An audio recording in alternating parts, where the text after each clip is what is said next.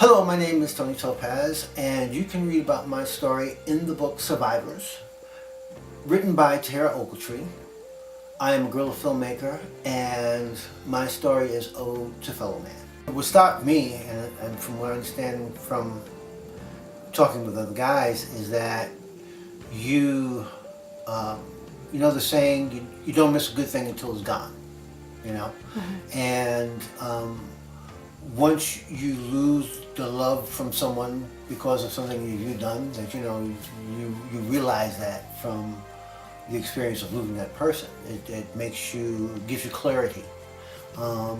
And for the first time I was on the receiving end of the pain that would come from, having extramarital affairs or whatever the case may be. A lot of times you think when you're doing that you are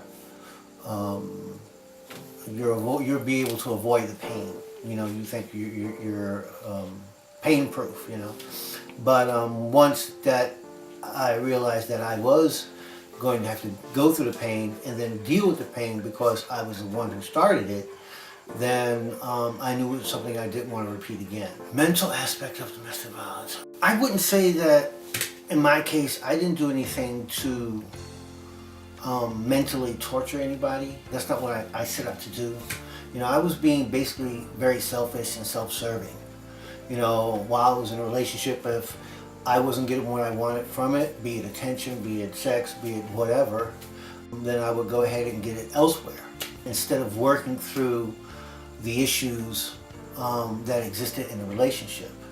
I guess although I said I was in love with the person, I didn't love that person enough or myself enough to work through it and to achieve what I want to achieve out of the relationship. Thus, I would go ahead and look for, comfort within another woman's arms. I guess the only way I would say that I might have mentally abused someone was within lie of trying not to hurt them or get caught. So it was more about deception than of putting them through a mental anguish, except for until the point when it would be found out. What caused the hurt within me was, as I said, when you're in a relationship and you feel that you're oblivious to pain, that you won't feel the pain of the relationship breaking apart. You kind of feel invincible. You don't realize it until you've been into it for a while, and then you realize that you can't deal with that pain. That for that person to leave takes away a part of yourself, and you're not the same. So you lose a part of yourself basically, because after you've been bonded with a person for so long, you get into a comfort zone. And even though our relationship was rocky and we probably shouldn't have made the commitment, because that was the problem in the beginning. We didn't check. We just kind of was attracted and moved to it, and then we got together probably for all the wrong reasons. But I guess for me, the pain was knowing that it had failed, and I was the reason why it had failed. And I not only failed the relationship, but I failed myself.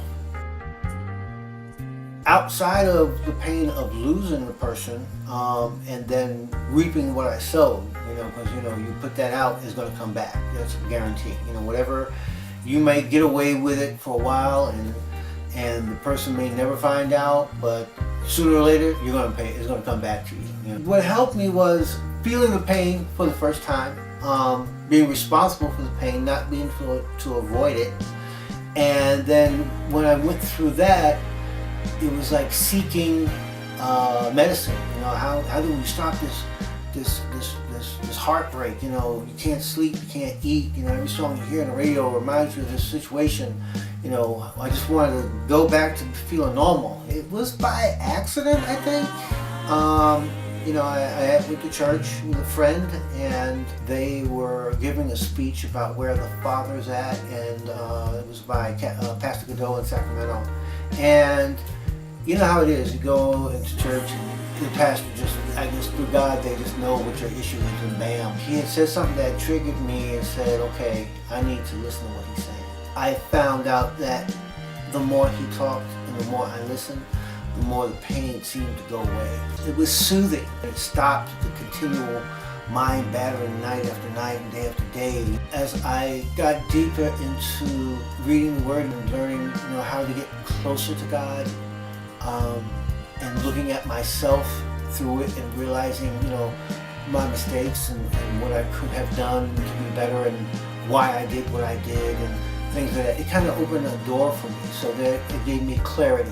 I had moved into a city that I had never lived before, and I just believed that it was like a time to bond with God. It was a time for me and him just to be together and talk, and he kind of mentored to me through reading the Word and dealing with the pastor and speaking to a couple of different friends who were going to the church.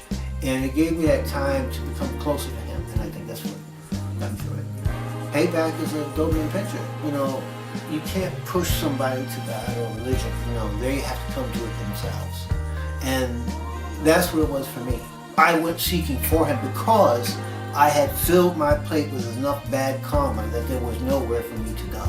So I had to face the fire, and that's what made it better for me because, I had read amok and I had done whatever I wanted to do. And, I knew at this time, what?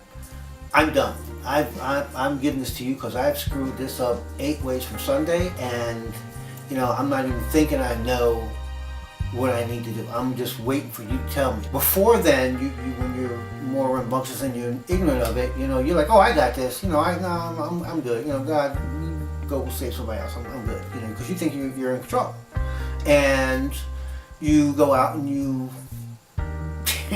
create enough bad karma to the point where you realize, no, I don't have this. And all of this stuff that I have done, you look back, but you're clear because okay, well, I know this is not going to work. Say it like this. If Eve were to somehow be able to go back in time, and then right before she bit the fruit, she would know everything that passed. Would she bite the fruit again? No, I think not. I think she would be like, I'm good on the fruit, because she knows from the experience. So, it was something that I guess I had to walk through to be able to move on. On the physical abuse, I was raised primarily by my grandmother. My father was very abusive and he was an alcoholic. And I remember being young and seeing him, hit her, throw things at her. I think I was about 9 or 10. And one time he had tried to hit her and he fell on his knees. I took the broomstick and whacked him really good. When I saw that, I said, I would never, ever hit a woman because I knew how much I hated him for it. And I saw the aftermath of the pain that my grandmother went through at the time. So, I know also that when I talked about it with family members of what he did or whatever, it kind of freed me and it was therapeutic. I can't attest to why a guy would hit a woman. I do know that, there are some women who can push your buttons and you would make you want to, deck them. I'm not saying that I haven't experienced that. But there's a thing of just, of self-control. And if you cross that line and you do hit a woman and you are truly regrettable about it, I say don't believe that saying I'm sorry is going to make it stop, because you basically have a problem. You have a problem with your aggression or your anger, and to work it out, you need to talk about it.